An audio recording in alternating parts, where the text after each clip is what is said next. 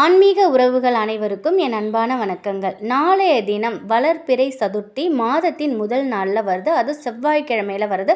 ரொம்பவே விசேஷமான நாள். நாளைய தினம் இந்த ஒரு வழிபாட்டை தவறாமல் செய்யுங்க. கடன் பிரச்சனை தீரணும்னு நினைக்கிறவங்க முருகப்பெருமான வழிபாடு செய்யணும்.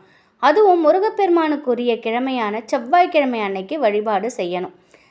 செவ்வாய் பகவானுக்கு அங்காரகன்கிற ஒரு பெயர் வர்றதுக்கு காரணமே விநாயக பெருமான் தான். விநாயக பெருமானை சதுர்த்தி திதியில் வழிபட்டதால் தான் செவ்வாய் பகவானுக்கு அங்காரகன் அப்படின்னு பெயர் வந்தது தான்.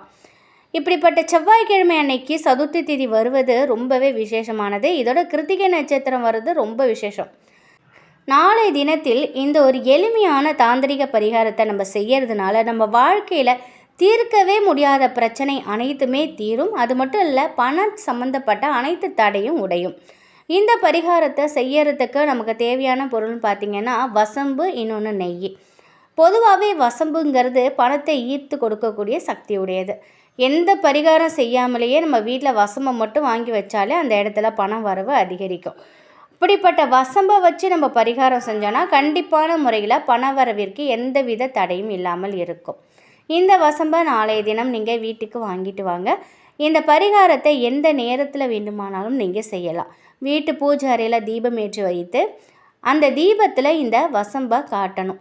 அது நல்லா எரிஞ்சு அப்படியே கறிக்கட்டி ஆகிடும். அதோட அந்த கறியானதும் மகாலட்சுமி தாயாருக்கு உரிய பொருள்னு சொல்லக்கூடிய அந்த நெய்யையும் அதோடு சேர்த்து கலந்து குழைத்து ஒரு மை மாதிரி ரெடி பண்ணிக்கோங்க. இந்த மையை பயன்படுத்தி உங்கள் வீட்டு நிலைவாசல் கதவின் பின்புறம் இந்த வார்த்தைகளை நீங்கள் எழுதணும். முதல்ல விநாயக பெருமானுக்கு உரிய சின்னம் ஸ்வஸ்திக் சின்னத்தை வரைஞ்சிக்கோங்க. அடுத்தது முருகப்பெருமானுக்கு உகந்த பிரணவ மந்திரம்னு சொல்லக்கூடிய ஓம் அந்த ஒரு வார்த்தையும் எழுதிக்கோங்க. அடுத்தது விநாயக பெருமானுக்குரிய ஏஞ்சல் எண்ணை நீங்கள் எழுதணும். அந்த எண் என்னன்னு பார்த்தா 464229. இது மாதிரி எழுதி நீங்கள் வச்சுருங்க. இது யாரு கண்ணுக்கும் தெரியாத மாதிரி நீங்கள் எழுதிக்கோங்க. இதை மறுபடியும் அடுத்த மாதம் சதுர்த்தி வரும் பொழுது நிலைவாசல் கதவை தொடச்சிட்டு மறுபடியும் இந்த மாதிரி எழுதிக்கோங்க. இப்படி நம்ம ஒவ்வொரு வளர்பிறை சதுர்த்தி தினத்திலையும் நம்ம செய்யும் பொழுது முருகப்பெருமான் விநாயக பெருமானின் அருளால் நம் வீட்டிற்கு பண வரவில் எந்தவித தடையும் இருக்காது. இது ரொம்ப ரொம்ப எளிமையான தாந்திரிக பரிகாரம். இதை வீட்டில் யார் வேணாலும் நீங்கள் செய்யலாம். முழு நம்பிக்கையோடு செய்து பாருங்கள். நிச்சயமாக முழு பலன் உங்களுக்கு கிடைக்கும். நாளைய தினம் கிருத்திகை நட்சத்திரம் வருது. அது செவ்வாய்க்கிழமையில் வருது. ரொம்ப ரொம்ப விசேஷமானது. இதை யாருமே தவற விடாதீங்க. கிருத்திகை நட்சத்திரம் அன்னைக்கு முருகப்பெருமான ஒரு சில குறிப்பிட்ட முறையில் நம்ம வழிபட்டோம்னா நம்முடைய வேண்டுதல் நிச்சயமாக நிறைவேறும். முருகன் வேறு வேல் வேறு கிடையாது. முருகனுக்குரிய நாட்களில் வேல் வழிபாடு செய்வது ரொம்பவே சிறப்பானது. சின்ன அளவில் ஒரு வேல் எப்பொழுதும் உங்கள் கூட வச்சுக்கோங்க. சிறப்பான பலன்களை உங்களுக்கு கொடுக்கும். சிவபெருமானோட நெற்றிக்கண்ணில் இருந்து தோன்றிய அந்த 6 தீப்பொறிகள்லேருந்து தோன்றியவர் தான் முருகப்பெருமான். இந்த கிருத்திகை நட்சத்திரத்தை அன்னைக்கு விரதம் இருந்து முருகப்பெருமானை வழிபட்டா நம் வாழ்க்கையில் உள்ள அனைத்து இன்னல்களும் நீங்கி சகல செல்வங்களும் நிச்சயமாக நமக்கு கிடைக்கும். முருகப்பெருமானின் அருளை பெறுவதற்காக கிருத்திகை விரதம் இருக்கிறவங்க அதிகாலையிலேயே எழுந்து குளிச்சிடுங்க. நீங்கள் குளிக்கிற தண்ணீரில் கொஞ்சோண்டு கல்லுப்பும் ஒரு துளி சந்தனமும் சேர்த்து நீங்கள் குளிங்க. அது ரொம்ப விசேஷமானது. கிருத்திகை எப்பொழுதுமே மாதந்தோறும் வரக்கூடிய கிருத்திகை நட்சத்திரத்தில் உங்கள் குளியலில் கொஞ்சம் கல்லுப்பு கொஞ்சம் சந்தனம் கலந்து குளிச்சுக்கிட்டு வாங்க. அதுக்கப்புறம் பூஜை அறையில் முருகப்பெருமான் படத்திற்கு முன்னாடி முருகப்பெருமான் படம் இருந்ததுன்னா நல்லா தொடச்சிட்டு சந்தனம் குங்குமம் போட்டுலாம் வச்சுட்டு அவங்களுக்கு பிடித்த செவ்வரளி பூ அல்லது செம்பருத்தி பூக்கள் இல்லை நல்ல மனம் மிகுந்த மல்லிகை பூக்கள் இருந்ததுன்னா உங்கள்கிட்ட என்ன பூக்கள் இருக்கோ அதை சாப்பிட்டுட்டு தீபம் ஏற்றி காலையிலேருந்து மாலை வரைக்கும் உணவு எதுவும் சாப்பிடாமல் விரதம் இருந்து மாலையில் முருகன் படத்திற்கு நைவேத்தியம் வச்சுட்டு தீபம் ஏற்றி வழிபடணும். உங்கள் உடல்நிலையை பொறுத்து நீங்கள் விரதம் இருந்துக்கோங்க. எங்களால் முடியாதுன்னு நினைக்கிறவங்க எளிமையான சாப்பாடை உட்கொண்டு நீங்கள் விரதம் இருக்கலாம். நிச்சயமாக முருகப்பெருமானின் வேலுக்கு அன்றைய தினம் நீங்கள் அபிஷேகம் செய்யுங்க. சஷ்டி, செவ்வாய்க்கிழமை, கிருத்திகெல்லாம் முருகப்பெருமானோட வேலுக்கு அபிஷேகம் செய்யுங்க. அடுத்து பார்த்திங்கன்னா ஒரு செம்பருத்தி இலை எடுத்துக்கோங்க. செம்பருத்தி இலை வேல் போன்ற அந்த ஒரு வடிவத்தில் உள்ள அந்த செம்பருத்தி இலை ரொம்ப விசேஷமானது. அந்த செம்பருத்தி இலையில் கொஞ்சோண்டு தோரம்பருப்பு, ஒரு துண்டு பச்சை கற்பூரத்தை பூஜை அறையில் முருகப்பெருமானின் படத்திற்கு பாதத்திட்ட வச்சுருங்க.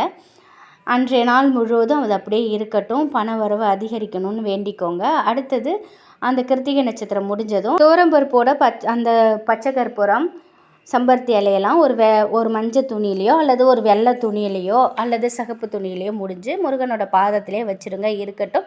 அடுத்த கிருத்திகை வரும்பொழுது அதை நீங்கள் கால்படாத இடத்துல போட்டுட்டு நீங்கள் திரும்பவும் இந்த மாதிரி வச்சுக்கோங்க.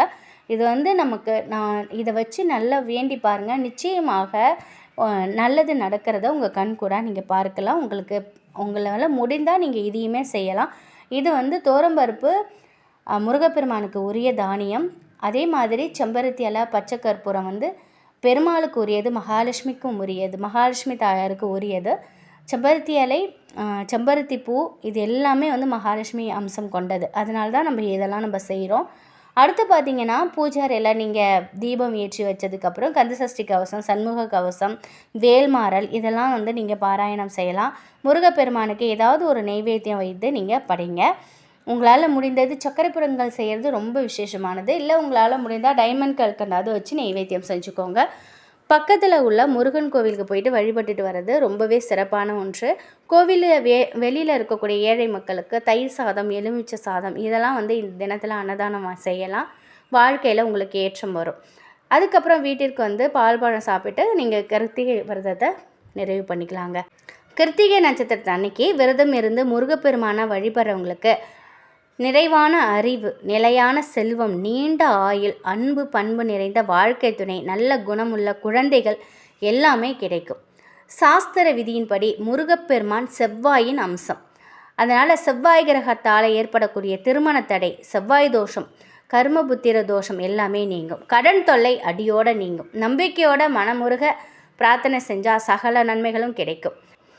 முருகப்பெருமானுக்கு உகந்த செவ்வாய்க்கிழமையில் வேல் வழிபாடு செய்கிறது ரொம்பவே நல்லது. ஒவ்வொரு மாதம் வரக்கூடிய கிருத்திகை, சஷ்டி திதியில் முருகனுடைய வேலையும் வழிபாடு செஞ்சால் சகல சம்பத்துகளும் சௌபாக்கியங்களும் நமக்கு கிடைக்கும். பிரசித்தி பெற்ற முருகன் கோவில்களில் பஞ்சலோக வேல் விற்பனையில் இருக்கும். தங்கம், வெள்ளி, செம்பு, பித்தளை இப்படி எந்த உலோகத்தில் வேணாலும் வேல் வாங்கி நம்ம வச்சு வழிபடலாம். அப்படி வாங்கும்பொழுது உங்கள் கையால் வாங்காமல் வயதில் மூத்தவர்களை வாங்கி கொடுக்க சொல்லி அவர்கள் கையால் நீங்கள் வாங்கிக்கலாம்.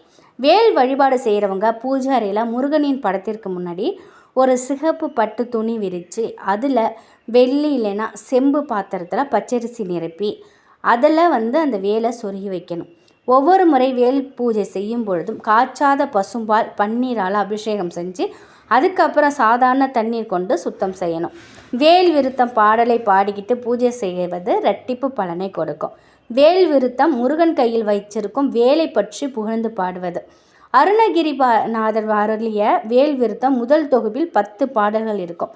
இந்த பாடலை பாடி வேலுக்கு மஞ்சள், குங்குமம், விபூதி அபிஷேகம் செஞ்சு அவல் பொறி, கற்கண்டு நெய்வேத்தியமாக வச்சு முருகன் மந்திரங்களை உச்சரித்து நெய் தீபம் ஏற்றி வழிபடணும். கிருத்திகை நட்சத்திரத்தன்னைக்கு மாலையில் முருகனுக்கு 6 தீபங்கள் ஏற்றி வழிபாடு செய்வது சகல செல்வங்களையும் வாரி வழங்கக்கூடியதாக இருக்கும். அது மட்டும் இல்லை, நாளைய தினத்தில் உங்களால் முடிந்தால் நீங்கள் வெற்றிலை தீபம் ஏற்றுவது மிக மிக சிறப்பான ஒன்று. நாளைய தினம் மிஸ் பண்ணிடாதீங்க. அதே மாதிரி செவ்வாய்க்கிழமையில் செவ்வாய் ஓரை வரும். காலையில் 6 to 7, மதியம் 1 to 2, இரவு 8 to 9. இந்த செவ்வாய் ஓரையில் கடன் கொடுக்கணும் அப்படின்னு நினைக்கிறவங்க, கடனை திருப்பி அடைக்கணும்னு நினைக்கிறவங்க இந்த நேரத்தை பயன்படுத்தி கடனை திருப்பி கொடுத்தீங்கன்னா வெகு விரைவிலேயே உங்களுடைய கடன் பிரச்சனை தீரும். அதே போல் செவ்வாய்க்கிழமை மதியம் 1:15 1:30 அந்த குளிகை நேரமும் செவ்வாய் ஓரையும் சேர்ந்து வரக்கூடிய அந்த ஒரு நேரத்தில் 1 to 1:30 இதுக்குள்ளே நீங்கள் உங்களுடைய கடனை திருப்பி கொடுத்தீங்கன்னா நிச்சயமாக உங்களுடைய கடன் வெகு விரைவில் தீரும். அதே மாதிரி அந்த 1 to 1:30 கொள்ளு தானியம் இருந்தது அப்படின்னாக்கா நீங்கள் அதை பறவைகளுக்கு தானமாக கொடுங்க. கொள்ளு கேதுக்குரிய தானியம். கடன் பிரச்சனை தீர்வதற்கு விநாயகருக்குரிய சதுர்த்தி நாளைய தினம் அந்த நேரத்தில் கொள்ளுவை நீங்கள் இந்த குளிகை நேரமும் செவ்வாய் ஓரமும் சேர்ந்திருக்கக்கூடிய இந்த நேரத்தில் கொள்ளுவை நம்ம தானமாக பறவைகளுக்கு போடணும். இந்த மாதிரி போடும்போது நிச்சயமாக வெகு விரைவில் உங்களுடைய கடன் பிரச்சனை தீரும். இது எல்லாத்தையுமே நீங்கள் செய்யணும்னு அவசியம் இல்லைங்க. இதில் ஏதாவது ஒன்றாவது உங்களுக்கு வசதி படைத்தார் போல் இருக்குது அப்படின்னா அதை நீங்கள் கட்டாயம் செய்யுங்க. நிச்சயமாக நல்ல பலன் உங்களுக்கு கிடைக்கும். வசதி உள்ளவங்க, எங்களால் எல்லாமே பண்ண முடியும்னு நினைக்கிறவங்க அனைத்தையுமே நீங்கள் பண்ணுங்கள். அது மட்டும் இல்லாமல் எது செய்கிறீங்களோ செய்யலையுங்க, நாளைய தினம் மறக்காமல் முருக வழிபாடு, விநாயகர் வழிபாடு பண்ணுங்கள். அதே போல் குளிக்கிற தண்ணியில் கொஞ்சம் கல்லுப்பு கலந்து குளிங்க. நிச்சயமாக உங்களை பிடித்த தரித்திரியம், வறுமை நீங்கும். நம்ம வெத்தலை தீபம் போடணும், வசம்பு தீபம், இந்த மாதிரி அனைத்தும் செய்யணும் அப்படிங்கிறது இல்லை. வாய்ப்பு இருக்கிறவங்க நீங்கள் செய்யலான்னு தான் சொல்கிறோம். அப்படி எதுவுமே இல்லைனாலும் மனசார நீங்கள் இருக்கக்கூடிய இடத்துலேருந்து முருகா என்னை காப்பாற்று, விநாயகா என்னை காப்பாற்றுன்னு மனமுருகி நீங்கள் விநாயகர்கிட்டையும் முருகப்பெருமாண்டையும் நாளைய தினம் வேண்டிக்கோங்க. நிச்சயமாக உங்கள் வாழ்க்கையில் உள்ள அனைத்து கஷ்டங்களும் கடன்களும் அனைத்தும் நீங்கும். முருகப்பெருமான மனமுருகி வணங்கிக்கோங்க. அண்ணன் தம்பி முருகன் விநாயகர் 2 பேரையும் மனசார வணங்கிக்கோங்க. உங்கள் வாழ்க்கையில் அனைத்தும் நல்லதாகவே நடக்கும். நிச்சயம் இந்த ஒரு தகவல் உங்களுக்கு பயனுள்ளதாக இருக்கும் அப்படி நம்புகிறேன். நன்றி.